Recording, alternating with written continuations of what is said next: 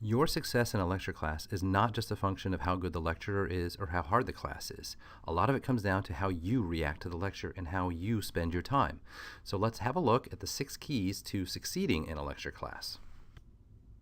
Our first rule is to avoid osmosis. You do not want to come to class and just plop yourself down in the seat and let the learning kind of wash over you, hoping that the information will seep into your skin like osmosis.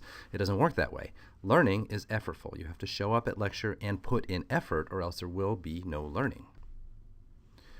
The 5th rule here is to skip the transcribing. You're not in lecture to just get information. The book provides information. Your job during lecture is to listen to the way it's presented and to make connections and to make applications of the learning, not just to gather information. Don't transcribe what you see on the screen in front of you. Really thinking, giving yourself brain activity, forming new neural pathways, all of that's what really learning is, does not happen when you transcribe. This may be controversial for some of you, but it turns out there's a lot of good evidence that laptops do more harm than good in the lecture hall. First of all, there's the multitasking, or more accurately, task switching. There's no such thing as multitasking. You can only pay attention to one thing at a time, and you end up doing a poor job with both things if you're multitasking. So there's that temptation. But also, those of you who use laptops to take notes should be aware of a study that points out that they end up taking less good notes and perform less well on tests compared to people who use paper and pencil to take notes. Now, what's going on is that the laptop encourages you to take a lot of notes. You just transcribe. Well, we just talked about transcribing. The purpose of notes is to think, to reflect, and then come up with your own version of what you hear talked about and the connections being made. And that happens better when you do it on paper instead of using your laptop. Your main job during the lecture time is to think deeply, not think shallowly and not think about other things, of course, but to think about what's being talked about. Notes may help and may help jar your memory later on, but you don't really need notes the way you need to actually perform the thinking. Speaking physiologically, memory is the residue of thought. In other words, when you think, memory results, and when you don't think, there is no memory. Well, obviously you need memory to say that you've learned something, so therefore you need to think about these things. And of course, your brain rewards whatever it is you think about. Your brain forms new pathways and all of that good stuff that happens when you do the thinking.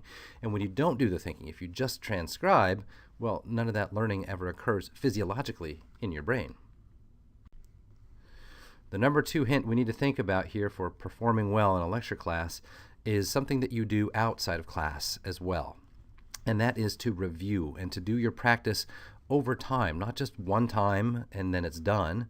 You don't just learn the material and then forget about it.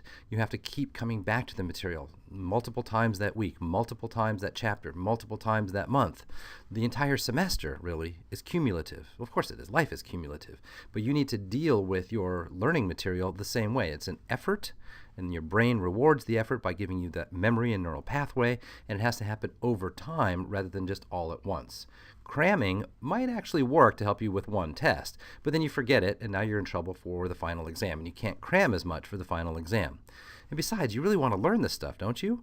And if that's true, avoid the cramming. Review over time. And the number 1 hint to actually succeed in lecture classes is to challenge yourself. Again, this happens outside of class. It actually means a different way of studying than perhaps you're used to. Rereading doesn't work.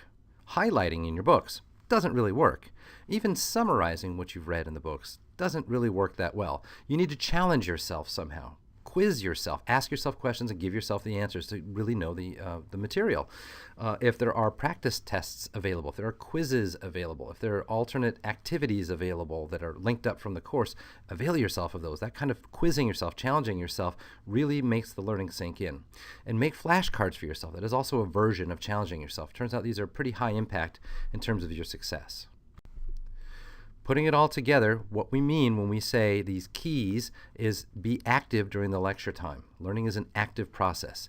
Your main job during lecture is to think and then take handwritten notes on the parts that you want to remember your thought process of. And then you need to review. You need to review over time, across the entire semester, but certainly across the entire chapter, not all at once. And then challenge yourself. If you challenge yourself, flashcards, quizzes, that sort of thing, we'll find you are going to succeed.